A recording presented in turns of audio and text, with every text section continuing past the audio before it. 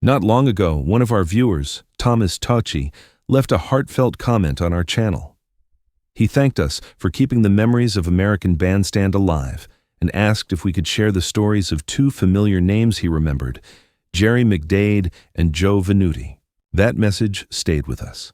It reminded us that behind every dancer, every song, and every smile from those early days, there were real people, some remembered, many forgotten. And so we began searching. That trail led us back to Philadelphia, 1956, and to Jerry's older brother, Jack McDade, a young local singer whose voice may have opened Dick Clark's entire era on Bandstand. There are almost no surviving photos or videos of Jack today. So throughout this story, you'll see black and white images and scenes from Bandstand's early years, not as recreations, but as echoes of his world. This episode is dedicated to you, Thomas, and to every viewer who keeps these memories alive. We'll keep looking for more about Joe Venuti, and we promise to bring his story in a future video. And if you love rediscovering the faces and songs that built American Bandstand, subscribe to our channel, so you won't miss the stories that still deserve to be heard. Jack McDade was born in 1936 in a working-class neighborhood of Northeast Philadelphia, a city that pulsed with rhythm even before the rest of America caught on. It was the decade when post-war dreams met the rise of teenage culture, when every street corner seemed to echo with a radio playing Sinatra, Como, or Patti Page. Jack's upbringing was modest but filled with warmth. He attended Northeast Catholic High School, a place known for discipline, loyalty, and brotherhood. Teachers remembered him as polite, reserved, yet always humming a tune under his breath. At home, the McDade family was close-knit. Faith and family gatherings were constants, and so was music. His younger brother Jerry was the extrovert, the dancer, while Jack found comfort in the melody itself. Music, for Jack, wasn't an ambition. It was instinct. He began singing at parish socials and community halls, sometimes with nothing more than a borrowed microphone and a few friends on piano. There was no promise of fame, only the thrill of hearing applause, of watching a crowd smile. By the mid-1950s, Philadelphia had quietly become one of the country's most dynamic music scenes. Record shops lined Market Street, and small studios were popping up everywhere, recording local talent for a chance at radio play. The city had its own sound, smoother than New York, less polished than Hollywood, and Jack fit perfectly within it. In 1955, he recorded several tracks with a local producer, one of them titled Without Love. The song was tender, innocent, and honest, the voice of a young man in search of connection. Though the record never charted, it marked his first real step toward the stage he had always dreamed of. Meanwhile, just a few miles away, a local television station called WFIL-TV was experimenting with a new idea: a daily afternoon dance show where teenagers could listen to the latest hits and perhaps become local celebrities themselves. It was called Bandstand. Jack couldn't have known it then, but that tiny studio, filled with restless energy and crackling anticipation, would soon change his life. Within a year, it would become the stage where he, and later, an entire generation, would find their voice. By the summer of 1956, Jack McDade was 20 years old enough to know what rejection felt like, but still young enough to believe that anything was possible. He had a voice, a song, and the courage to try. What he didn't have was an invitation. One afternoon, Jack and a small local producer carried his demo record and walked toward WFIL-TV, the Philadelphia station that broadcast the teenage dance show known simply as Bandstand. It wasn't glamorous, just a modest studio tucked between warehouses and narrow streets. But to young dreamers like Jack, it might as well have been Carnegie Hall. Inside, Bandstand was buzzing with energy. Teenagers laughed and danced as records spun, while technicians moved cables and lights across the floor. Behind the glass, a 26-year-old radio announcer named Dick Clark was preparing to take over the show after the departure of its original host, Bob Horn. He was still unknown to most Americans, but he had that rare instinct. He could feel where pop culture was headed. When Jack and his producer arrived, they didn't have an appointment. They just knocked. Somehow they managed to speak with a member of the production staff, and eventually to Clark himself. Jack handed over his record, explaining that he'd written and recorded it locally. Clark listened, and as the story later went, he smiled. There was something about Jack's sincerity that matched the atmosphere he wanted for his new show. Honest, clean, local talent that teenagers could relate to. "Let's give it a try," Clark reportedly said. A few days later, July 12, 1956, Jack McDade was standing in front of a microphone under hot studio lights, surrounded by kids his own age. The crowd clapped politely, the cameras rolled, and Clark introduced him as the afternoon's musical guest. Then came the first notes of Without Love. Jack sang the way only young people can, with total belief. There were no theatrics, no stage tricks, just a steady voice filling a room that didn't yet know it was making history. That day would be remembered by some as the first live musical performance under Dick Clark's direction. Whether it was officially the first or simply one of the first no longer mattered. For Jack, that single moment, born from courage and a knock on a door, would forever connect his name to the very beginning of American Bandstand. It was a hot July afternoon in 1956, and the air inside WFIL's small studio carried that unmistakable blend of nerves and excitement. The teenagers were already dancing to the latest records when Dick Clark, barely 26, stepped into his new role as host.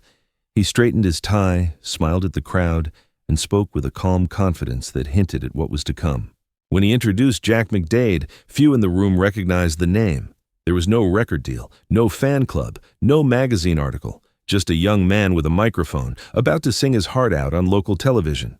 Jack began softly. The first notes of Without Love floated through the room like something both fragile and familiar. His voice was pure, steady, filled with that unmistakable mix of longing and sincerity that only youth can carry. Teenagers stopped dancing. Some clapped along. Others just watched, quietly realizing they were witnessing something genuine. There are no surviving films or photographs from that performance, only memories, but those who were there still recall how Clark nodded subtly during the song, as if to say, "Yes, this is what the show should feel like." It wasn't just about performance, it was about connection. Jack wasn't singing to the audience, he was singing with them, capturing what every teenager of the 1950s felt deep inside: hope, uncertainty, and the belief that love and music could make life bigger than it seemed. When the song ended, the applause wasn't loud or dramatic. It was soft, real, and heartfelt, the kind that stays with you. Jack smiled shyly and thanked the host. Clark shook his hand, said a few words, and then turned back to the cameras. It was business as usual. But something had shifted. That afternoon would later be remembered as the first broadcast of Dick Clark's new era, a moment when a local show began to find its identity. And though Jack McDade never became a household name, his voice became part of that beginning, the sound that quietly opened the door to one of America's most beloved television legacies. While Jack was stepping into the spotlight as a singer, his younger brother Jerry McDade was already part of the Bandstand family. Not as a performer behind the microphone, but as one of the teenagers dancing on the studio floor. Jerry was just 15, a sophomore at Northeast Catholic High School, tall, athletic, and full of energy. He ran track, played ball, and had a natural rhythm that fit perfectly with the heartbeat of the 1950s. In the 1957 yearbook, a short line described him as friendly, full of spirit, and dreaming of a career in the arts or architecture. It was an innocent portrait, but inside the WFIL studio, Jerry was living the dream of every teenager in Philadelphia. Each afternoon, hundreds of kids lined up outside Bandstand, hoping to be chosen to dance. It wasn't fame they wanted. There was no money, no credit, only the thrill of being part of something alive. Jerry was among those who made it inside, week after week, becoming one of the show's regular dancers. He moved with confidence, not flash, and quickly became a familiar face to those who tuned in locally before the show went national. When Jack appeared on July 12, 1956, Jerry was in the audience, watching from the dance floor. It must have been a surreal moment, one brother singing live on television, the other dancing just a few feet away, both unaware that they were participating in what would become a milestone in American pop culture. To many, Bandstand was simply a TV show, kids dancing, songs playing, commercials in between. But for families like the McDades, it was something deeply personal. It represented community, hope, and the possibility that ordinary people could step into history, even for a moment. After the show ended each day, Jerry returned to his normal teenage life. Homework, sports practice, Saturday night outings. He wasn't chasing celebrity. He was simply part of a generation that found joy in the music and movement of its time. The McDade brothers captured two sides of the bandstand dream. Jack, the singer who opened a door, and Jerry, the dancer who stepped through it. Neither became famous, yet both became part of something timeless, the beginning of a movement where music, youth, and television came together for the first time. In the story of American Bandstand, the McDades remind us that the show's true stars were never just the ones holding the microphone, but also those who filled the floor, the ordinary kids who made America fall in love with dancing. By the summer of 1957, the world around Bandstand had begun to change. What started as a local Philadelphia show, a few cameras, a room full of kids, and a handful of songs, was suddenly drawing national attention. America was waking up to something new. The teenage generation had its own language, its own idols, and now its own television show. The transformation happened quickly. The ABC television network saw potential in the energy coming out of that small WFIL studio and made a bold move. Bandstand would go national, broadcast coast to coast under a new name, American Bandstand. And at the center of it all was Dick Clark, whose calm charm and natural rapport with teenagers made him the perfect face for this new American dream. Overnight, American Bandstand became a phenomenon. Teenagers from California to New York tuned in every afternoon, watching kids just like themselves dance to the latest hits. Record sales soared, new stars were born, and a quiet studio on Arch Street became the cradle of pop culture. But with national fame came change. Many of the original dancers, the local kids who had filled the floor before the cameras went nationwide, began to fade into the background. Faces that had once defined the show in Philadelphia were replaced by the polished rhythm of a national broadcast. And among those early names left behind was Jack McDade. Jack's moment on Bandstand had passed quietly. He didn't follow the show to national television, and he never tried to use that brief exposure to launch a career. But for those who remembered that first summer, his voice remained part of the show's foundation, a symbol of how it all began. Philadelphia, in many ways, was the soul of American Bandstand. It gave the show its authenticity, its modesty, and its sense of community. Before it was an empire of pop, it was simply a local experiment that believed in its people. And Jack McDade, with his song Without Love, was among the first to prove that belief right. By the time American Bandstand debuted nationwide on August 5, 1957, the world was already dancing to a different beat.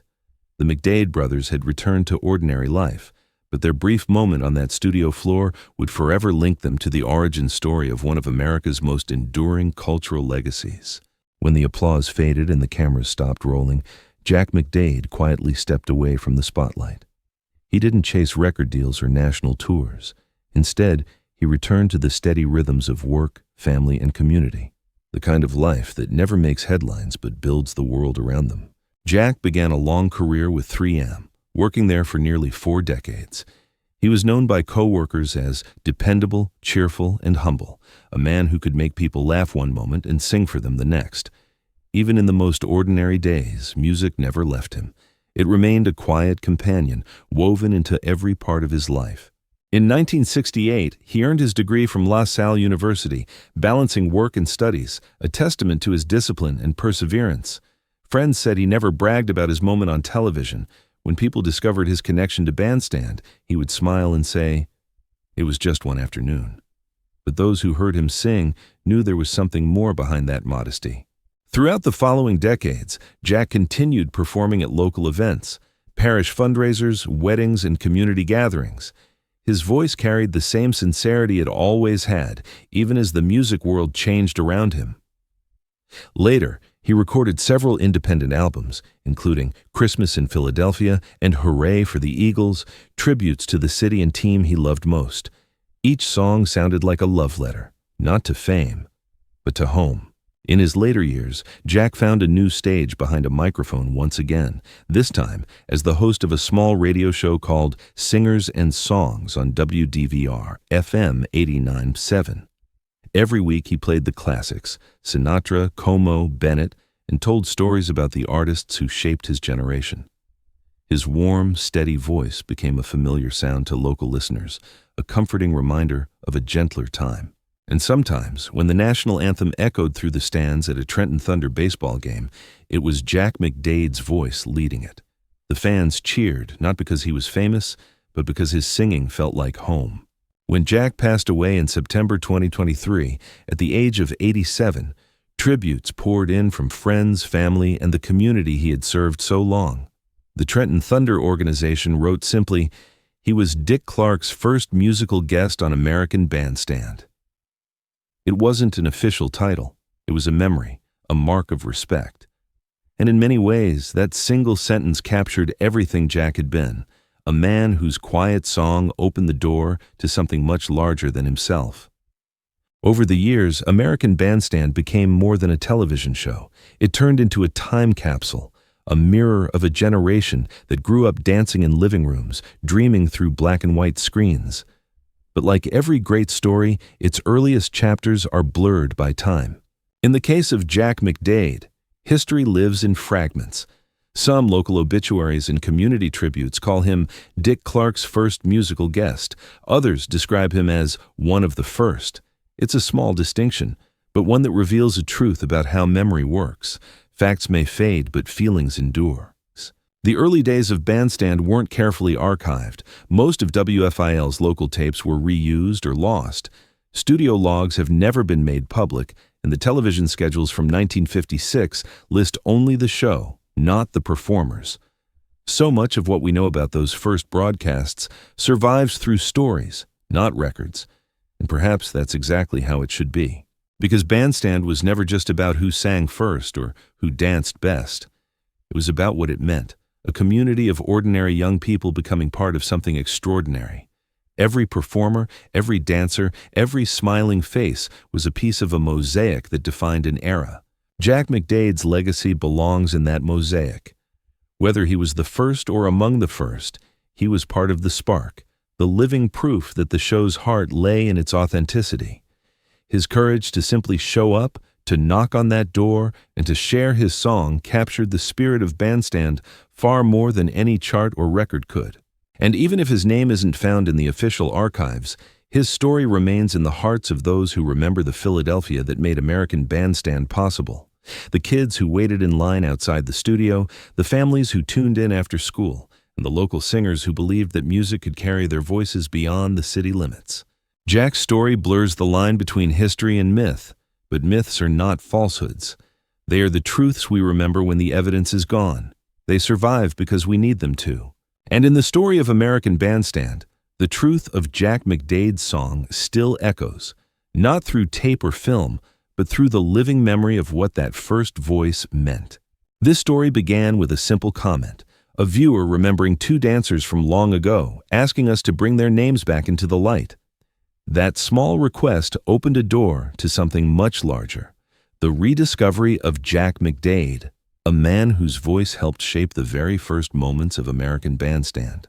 He wasn't a star, he didn't chase fame or fortune, but he showed up with courage, with kindness, with a song that still carries the innocence of a time when television was young and dreams were possible.